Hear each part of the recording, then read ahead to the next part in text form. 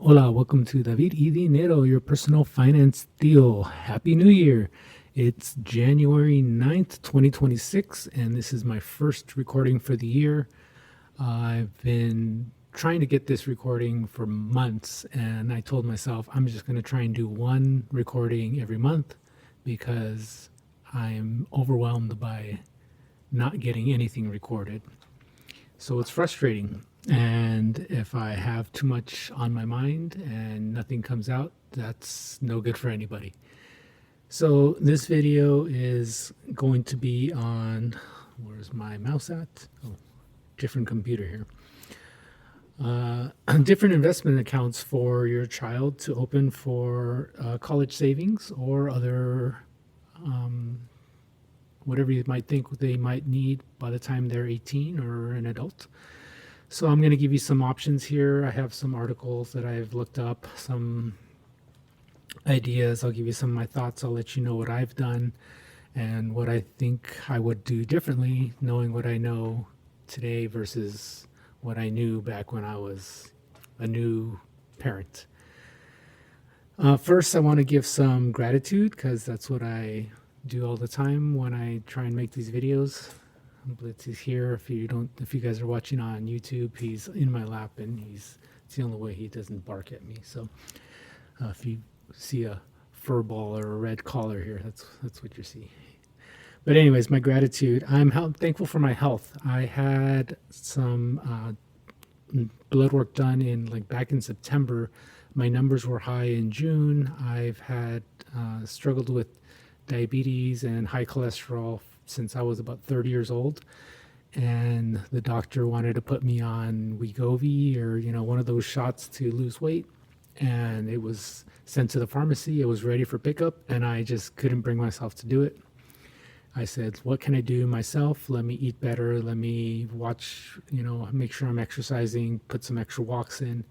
And I got my numbers down, and he was happy. And I was scheduled to do a doctor visit every 3 or 4 months, and he backed it down to every 6 months. So that's a win in my book. So make sure you guys are taking care of yourself. Health is the ultimate wealth, in my opinion. And, we're here to talk about money, but it's not just about money. It's about having a good life. Sahil Bloom has a book out on the 5 types of wealth. One of them is time, creating space for what matters by managing your time and energy.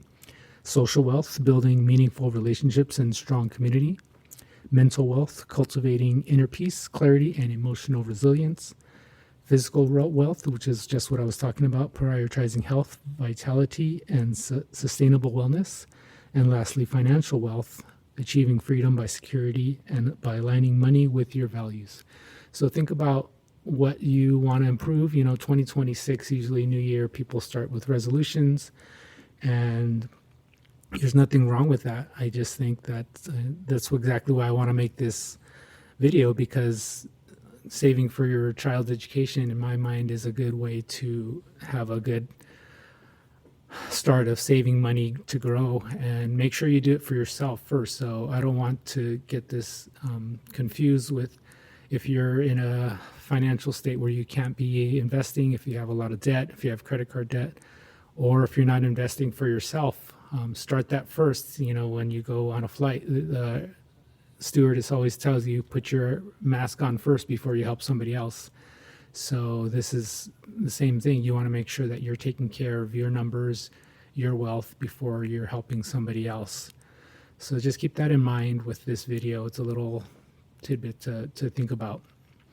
But with that, I'm going to get into it and talk about, so this article has 8 options to save for your child's college education. And I'm not crazy about this article, but I like it because it's got a lot of the options that I am using, and some of them that I'm considering, and some of them that I wouldn't use. But I'm not going to say don't use it, but it's an option if you don't have money and your child's older. Another thing to think about is, how old is your child? What do you want them to do? Do you want them to go to college? Are you going to pay for that schooling? And the way I see it is, if I'm encouraging my child to go to college and I want them to go, I think I should help them pay for it, if not pay for it all. I know some people, well, I don't know specifically, but I feel like a lot of people are like, well, I struggled through, I paid myself, or I had my own loans, and so they should figure it out, or that's something for them to do on their own. And think about how that left you. Think about how you're maybe still paying off student loans, and is that something you really want for your child? And I think it's a gift that we can give them to learn about finance and have these conversations and say, look, I want you to go to college and I'm going to start saving money for you, or I am saving money for you. And these are my quote unquote expectations or hopes for you. And you got to be real with them and real with yourself and see if that's something that they really want too.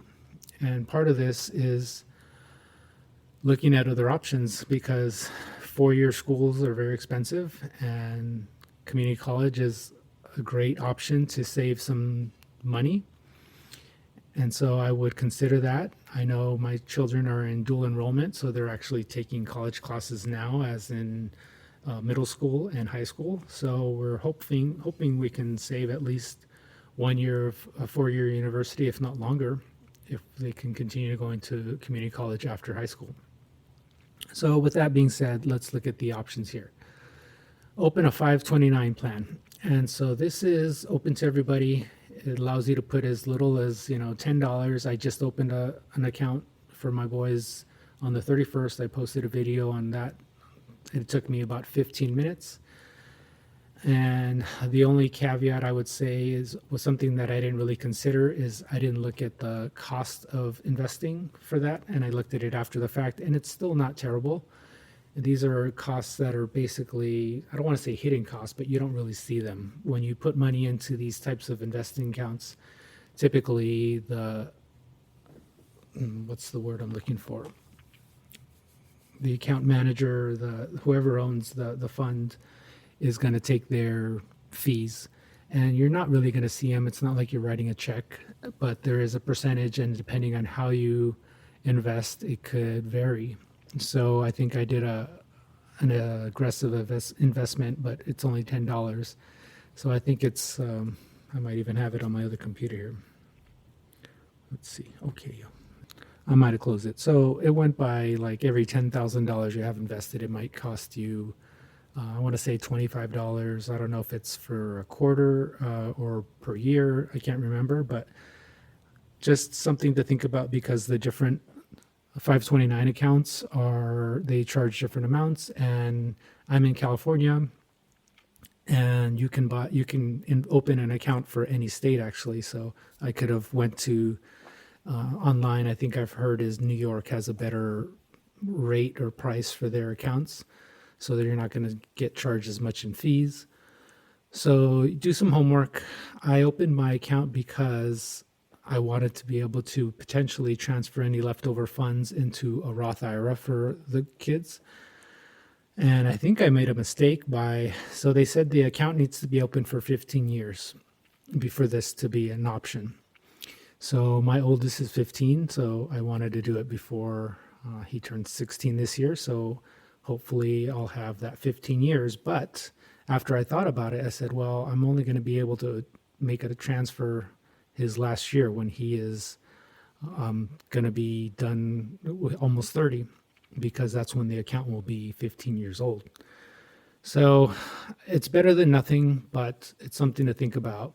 And the whole point of that transfer is, so let's say it's supposed to be $35,000 over 5 years. So what I should have done is started when he was 10, and that way that's, in 10 years, in 15 years, he'll be 25. And then that gives me 5 years to transfer the $7,000 every year, because that's the maximum you can do for a Roth IRA. So 25, 26, 27, 28, 29, well, roughly 26, I guess, would have been my cutoff. But anyways, that's my mistake, and that's a problem I'll have to look at when he's an adult. And it's a good problem to have, I guess, but I would have ideally wanted to have it open sooner so that way I could have made the transfers, because I think you have to do it in increments of 5 years, over 5 years, I should say. So the advantage of a 529 plan is you can put in as much money as you want into the account, and it grows over the time until the child is 18, I believe. And I have two open, one for each of my children. So, it's what I really like about this.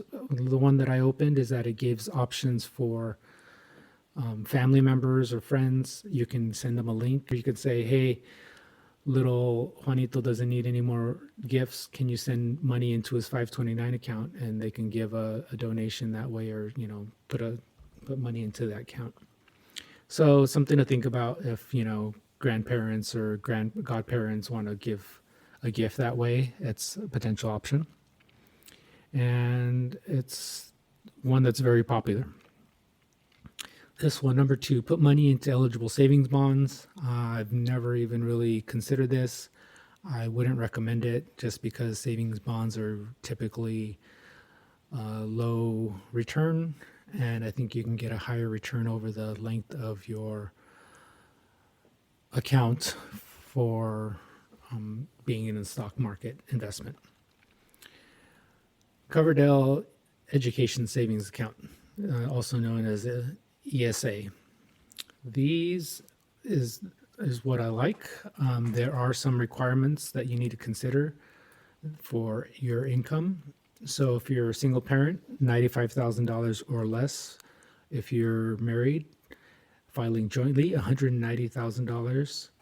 So when you start hitting limits, so the higher limit is if you make more than the limits, 110,000 if you're single, or 200,000 if 220,000 for married couples, I don't think you can contribute anymore.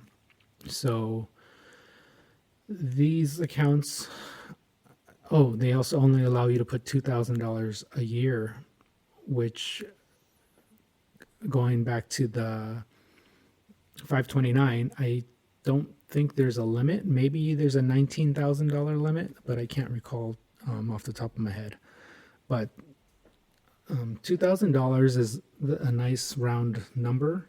It comes out to about 100. Okay, hold on, once I get down. What does the math work out to? This guy just wants to be pet the whole time. So $2,000 a year comes out to $167 a month, or if you get paid every 2 weeks, about $84 every 2 weeks. So I think it's a lot more manageable. I think even for any investment account, that's a good way to approach it. So that way you're not feeling a big hit. So it's something to consider. And even if all of these accounts, if you're just putting in $10, $20, set up the account, get a automatic transfer started. I'm assuming if you have a newborn, just to get it going, and that way the money can start compounding, and make sure it's getting invested in something, because once you make a transfer, especially with the ESA, you still need to buy some investment. So depending on what account you use, like if you're using Fidelity or E-Trade or I don't know, Robinhood, there's different money ETFs that you can use, and the Vanguard Total Stock Market Index or equivalent for your account that you're using is a great option, because you're basically just buying the whole stock market. You're not having to buy individual stocks, and it's just the long game. You're doing dollar cost averaging by putting in a little bit and buying a little bit as you go.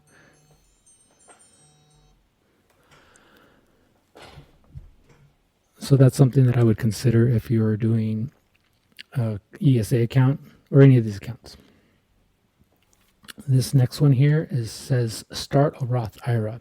Now, I'm not a financial advisor and I don't claim to be one. This is not financial advice, but what I was under the interpretation of a Roth IRA was only eligible if the child has income. So my kids do not work right now. They don't earn any money. And in my mind, this would not be an option. But if they have income, Or if you want to do some more research, this would be a good option too. But you need to understand that when you take money out of Roth IRA, if you're taking out gains, so you could put, I think I said $7,000, I think is the current limit every year. So let's say you were to put $7,000 and then it grows to $10,000. Well, if you take that full $10,000 out, you can get a penalty of that $3,000 that you took out, because a Roth IRA stands for individual retirement account. So that money is not intended to be taken out until retirement age. So it's just something to do a little bit more homework on. I don't think this is a great option for college savings, but it's something that you could look into if you're interested in it. This next account here, put money into a custodial account. This is an interesting option. So just like you can invest your own money into the stock market to grow your wealth, this is basically doing the same, but you're starting it for your children. And ideally, you can start it for birth. And just imagine, 18 years ago, when you were 18 years ago, before that, when you were born, if you had some money invested, where would that be?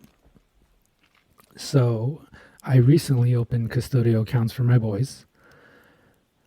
And what I wish I would have done is I wish I would have done a custodial account along with whatever, either a 529 or an ESA, whatever you're eligible for, and split the money between the two. Why is that? Well, let's say you decide to be brave and invest the college account into NVIDIA. I don't know if you guys are familiar with it, but it's been skyrocketing the last couple of years. And let's say you happen to have $300,000 in that account, and after all their schooling, they only needed $100,000, maybe even less. So now you have $200,000 on this account that it's still your money. You're going to get the money, but there are going to be tax ramifications for taking the money out. And there's a 10% penalty, I believe, if it's not used for college expenses, on top of your taxes that you have to pay for having money earned. So if you have money split between a custodial and some sort of ESA or 529, let's say that same 300,000 is split between two accounts, 150 and 150. Now you don't have to touch the custodial account. You can let it continue to grow, and whatever's left in the 529 or ESA, you pull out to spend for school. Let's say they spend the whole 100,000. Now you have $50,000. It's a much more manageable tax bill, and I think it's a better problem to have, because you're not getting your full amount out. That would maybe be an issue later. So something to think about, maybe even if you're eligible for the ESA, if financially, if you're not at the limits, maybe an ESA, a 529, and a custodial. Those three options could potentially be for you, but I think that's a little excessive. I think, like I said, I just opened the 529 and my boys are teenagers now. And I just opened it because I'm not sure of the rules right now. I haven't looked into it. I don't know if I can transfer money from their ESA accounts into a Roth IRA if they're done with it and they don't have, they haven't used all the funds. So just something for me I'm trying to cover some bases here. I'd rather have the accounts open with a little bit of money and make transfers if needed. Hopefully when I get there, I can talk to a real professional financial advisor, and they can say, oh yeah, you can just use that and make the transfers, but we'll see. Number 6, invest in mutual funds. I really don't even understand what this is. Like, mutual funds to me is just investing in a 529. So yeah, this is kind of a throwaway for me. So same as number 7, take out a permanent life insurance policy. I don't think this is a great way to invest and grow your money. But you can do your own research, whatever you feel is makes sense for you. This says life insurance gives you more flexibility than a 529 savings plan, but still there are downsides, fees inside the policy. Also, some life insurance policies relying on the market index of performance. So, yeah, it just doesn't seem like a good option for education expenses. And last here, says take out a home equity loan. It depends. So I'm not saying this is what you should or shouldn't do, but this is just kind of giving you some of the options. If you don't put a dime towards investing for college savings, but your child is lucky enough to get into a really good school and they're set on going somewhere, this might be an option and something to consider by that time. So let me see here. So this is just some information on the Coverdell ESA account. It talks more about the rules. Tax-free withdrawals from 529 plans are limited at $10,000 and for K through 12 schools. So that's the other thing. If you have a 529 and you have a child that's going to a private school from kindergarten to 12th grade, you can take some of that money out. But with ESA, I think you can use as much as you need. I'll put these links in the show notes too. Here's a comparison, ESA versus 529, which is right for you. And then here's something I'm going to mention that I just am learning about. This is called, they're calling this a Trump account for kids. So regardless of your political views, I'm just here to educate and share with you what I am learning. And if this is something that interests you, by means, go for it. If not, then you do with your money or with your kids what you feel is comfortable. So, who is eligible? And what I learned from this, it sounds like this is basically for any child under the age of 18. The big thing that I saw is that it's if your child is born between January 1st, 2025 and December 31st, 2028, the government will give that child $1,000. So that kind of gives you a head start. So that's nice. There are contribution limits of $5,000 per child per year. So this kind of sounds like a Roth IRA, just lower limits, contribution limits. And so I think this is something that might be worth looking into for some of you. And I don't know if there's any, let me see. Here's some withdrawal rules. So let's read it together. Generally, no withdrawals are allowed from these accounts during the growth period, basically until the year the child turns 18. Beginning in the year the child turns 18, the account is subject to most of the same contribution withdrawal rules that govern traditional IRAs. There is one key difference. If an investor keeps the Trump account separate from IRAs upon turning 18, it won't be combined with other IRAs when calculating taxes and penalties on withdrawals. This may provide investors with beneficial financial planning flexibility in deciding which type of account to use for withdrawals or Roth IRA conversions. So that doesn't really answer my question. Does that mean that they can take it out when they're 18 or when they're at retirement age? I don't know. I'm not going to read this whole article. I'll put it in the show notes. You can make the decision to see if it's something that you're interested in. But I think that's about it. Trying to make sure I have another computer here for my show notes.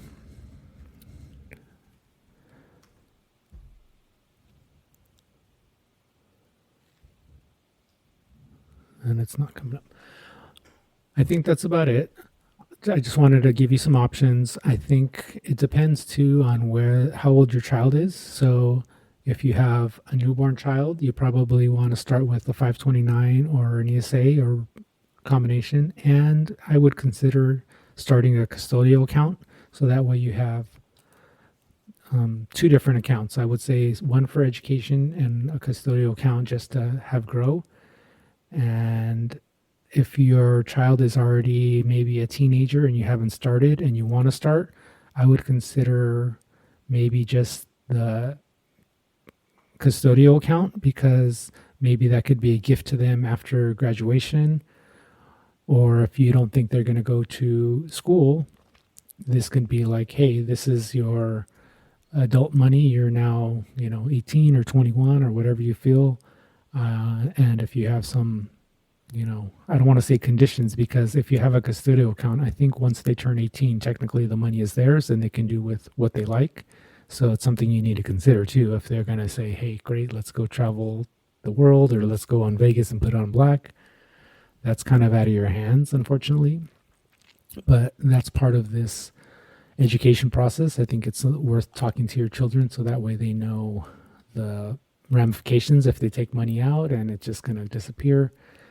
Considering what things are costing now, cost of homes, cars, I think it's a great way to give them a head start. And you can say, hey, this money's there, but I would like you to not touch it until you're 30 years old, or until you're married, until you're, retire, whatever you think is right for them. And hopefully they listen to you. But, we can only do so much as parents. We can guide them, we can show them, we can teach them, but people are going to do what they're going to do. We can't control them. So consider these things, and hopefully if I help one person today, I really think I did my job. I just want my friends, my family, and the community here to realize that there's a lot of options for our children, and we can help them get a head start on either education costs or adult costs, being an adult, hopefully even buying a house, because the way the home prices are in 2029 and going forward, it's ridiculous, and you have to have an incredible amount of money. But if you start them when they're zero, when they're born, that money could be there for them. And if they don't need to use it or don't use it all for education, imagine that gift you could give them to get a head start on life. So that's all. I've been wanting to make this video for months. So thank you for listening. Hopefully you're checking out my podcast. Check out my socials. I am trying to be a little more active this year. I am tired of doing the what ifs and thinking, and I'm just going to go for it. Let's try and get 12 recordings this year. I have every other Friday off from work, so potentially I can get 24 in, but let's be realistic right now. Thank you again for tuning in. This is David y Dinero, your personal finance Theo. Please like and subscribe. If you think anybody would get some use out of this video, please send it to them, and make sure you're following me on my Instagram. Thank you.